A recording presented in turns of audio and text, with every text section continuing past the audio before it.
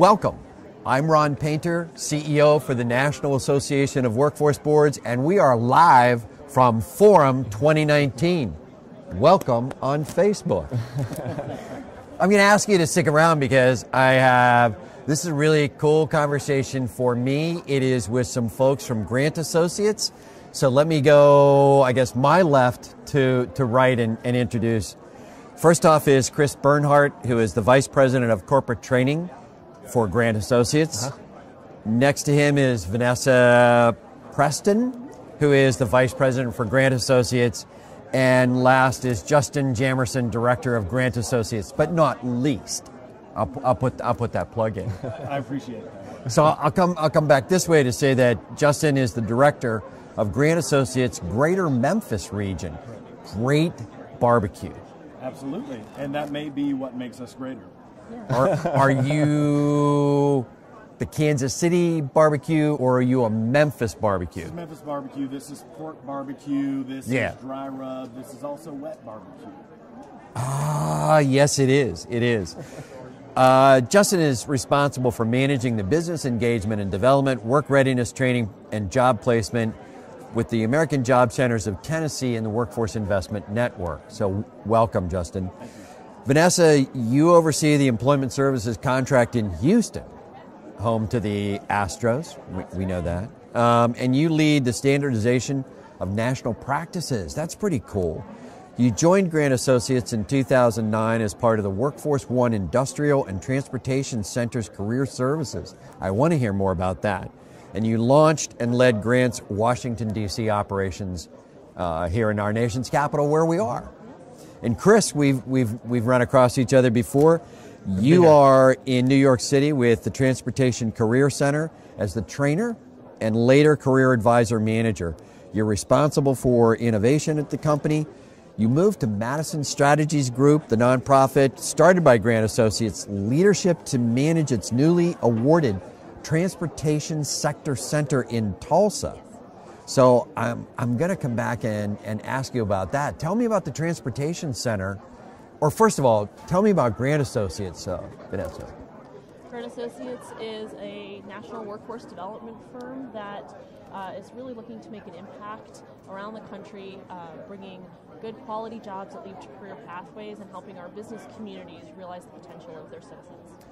I've had the pleasure of meeting your founder. It's a great story. Who wants to share the story of how Grant Associates came to be?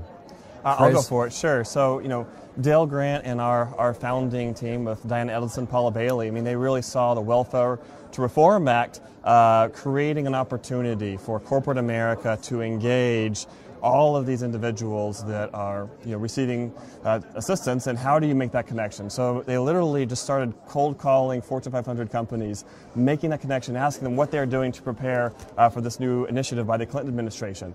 And a lot of them were very open to that and realizing there was a whole viable workforce there that they had not tapped into. And so really from that we expanded and really helping businesses navigate government. So many resources out there. It can be a little complicated, so I think we really found a niche in making that connection, reducing the friction between corporate America and also the residents and our neighbors. So I'm going to start down here with Justin and then walk down. So obviously we're live, so there's no way people don't see. There's a little gray here.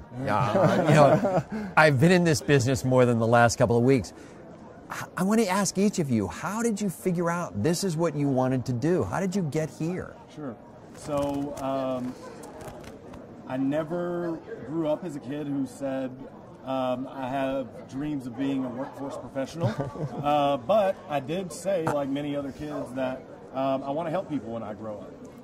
And so I made it to workforce development through education and economic development, and it felt like the merger of those two things. Yeah. And so it's exciting to be a part of doing what I wanted to do as a child, and feeling like I'm actually living that every day, helping people, but then also using background in education and economic development as the foundation to do that. So you're in Memphis now. Memphis was home? No, home is Memphis. awesome. Born and raised in Memphis. So On this that barbecue we talked about. So this really is about community for you. Absolutely. This is really a commitment to the community. Vanessa, how did you get into this business? Kind of sideways. I was doing training for a corporate restaurant, traveling around the country, opening up new restaurants, and I wanted to do something where I could make an impact and kind of feel connected again to my local community.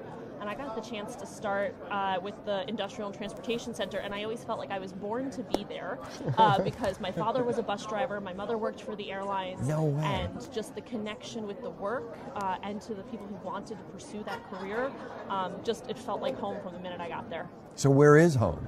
Queens, New York. Queens, New York. Yeah. Really? You grew up in New York City, which I have to tell you, as a kid who grew up in the ex-burbs from Pittsburgh, New York was always like, nobody really grows up in New York City, right? I mean, somehow we end up there as like early in our careers, but nobody grows up in New York. You're up there. It's a wonderful place to grow up. Oh my gosh. Chris, how did you get here?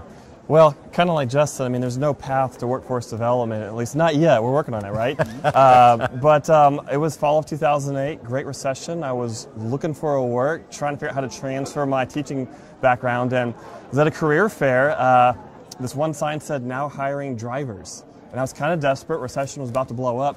And it turned out to be the workforce system. And they were recruiting both drivers for CDL companies, serving businesses, but also serving residents, putting them into CDL training and really making that connection to upskill the New York City workforce. And I met with them and became a career services trainer with the Industrial and Transportation Center, found a love for sector-focused workforce development, had that opportunity to then take that model, replicate it to Oklahoma, which, New York's unique, but if you can take a model and replicate it somewhere else, that speaks to the model. And obviously, sector-focused workforce development is huge across the nation.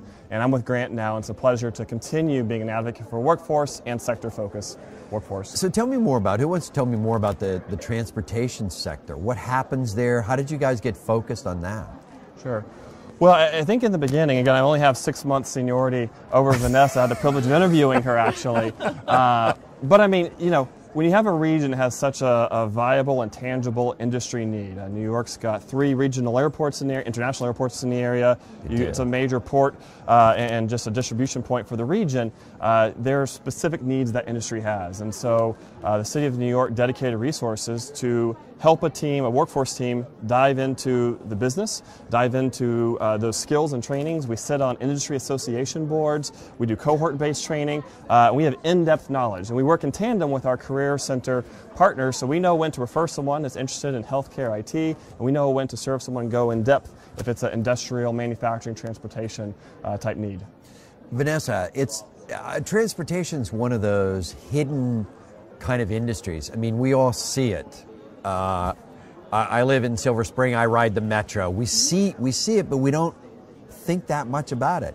How are you guys getting people engaged and interested in what's going on in transportation? Yeah, there's an incredible demand from employers, and this is something that's, like you said, it's universal around the country.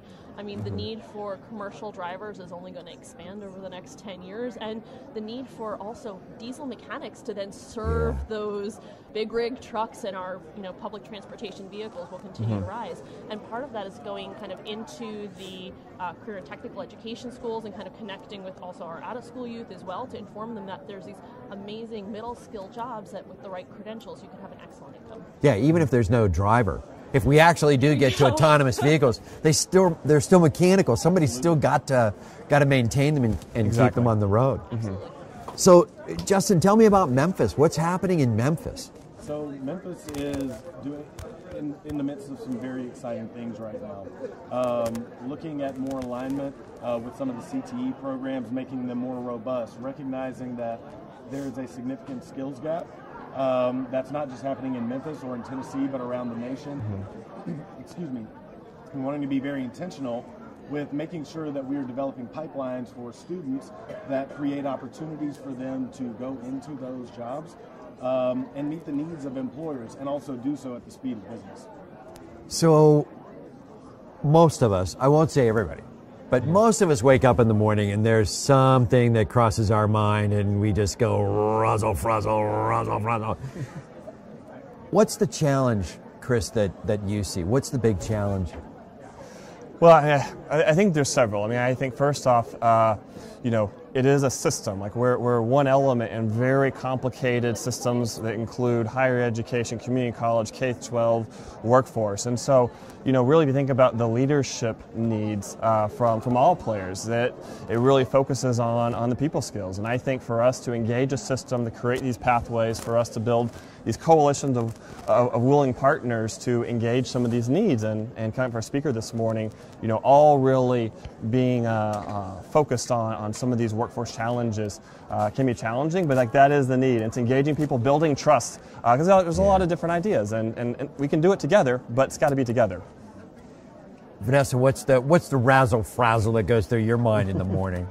How do we start to codify the non-tangible skills? I think we've done a really good job of determining what are the hard skills that are needed for some of these, but as we think about long-term career development and the career pathways and people moving into management, how do we equip them with the skills to make the tough decisions? Because sometimes we have to make tough decisions. So what do we give them as a framework, as a way to kind of roll that out so that the first time that they're faced with that moment, they have something to refer back to.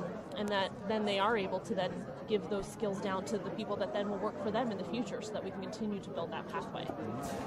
Nick Pinchuk talked about, who kicked off, the CEO for Snap-on, who kicked off the forum, talked about the dignity of work.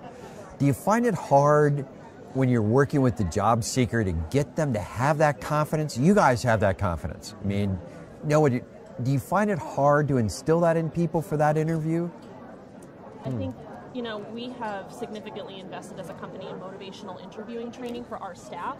And, you know, in some ways it's advanced customer service, but it's really helping individuals see the potential, seeing their own efficacy and empowerment in their lives, and specifically in the in the aspect that we're working about, in their potential for work. I would agree with that. I think that, and you use the word empowerment, that's what it's all about. We're all sitting here today. I know that I'm sitting here because I was empowered through support systems throughout my life. And so that's at the American Job Center, is what we're looking to provide through motivational interviewing, or through our understanding of the industry that is out there. Once a person comes in the American Job Center, we should be that support, that empowerment that they need to make that transition into a career. So motivational interviewing. Correct. So this is a best practice that's starting to really find a home in workforce development as well. The idea is that, you know, individuals need to have their own intrinsic motivation. And we are career advisors, case managers, we're not parents. We can't push folks. So we have to really structure our questions, structure a discussion around the folks we serve that helps them identify their goals, how do they align with tangible career pathways in the community, and how can we help them deal with resistance and make decisions that are going to be optimal for them in their lives. So it really is about long-term partnership, because the change that we're talking about doesn't happen in a one-time setting, even a few months. I mean, really, we have to set people up for a lifelong career pathway. So if you had one wish, I wish the workforce system could do this or move in this direction. Justin, what would that be?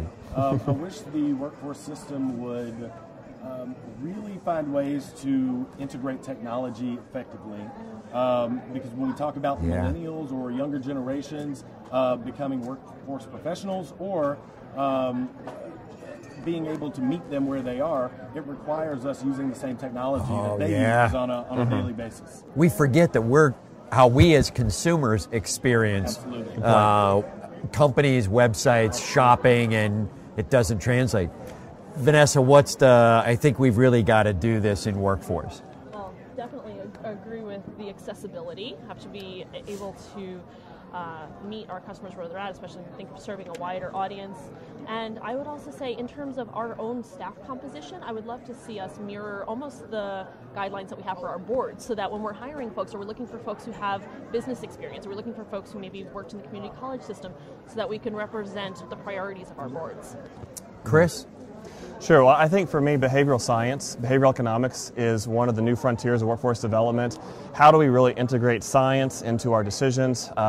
When folks are coming in, I mean, building executive functioning skills, when we're helping present choices, how do we ensure that all of the facets of workforce development are data-informed, science-informed, being optimal. So we're really giving folks and businesses our best service, the most science-informed service we can.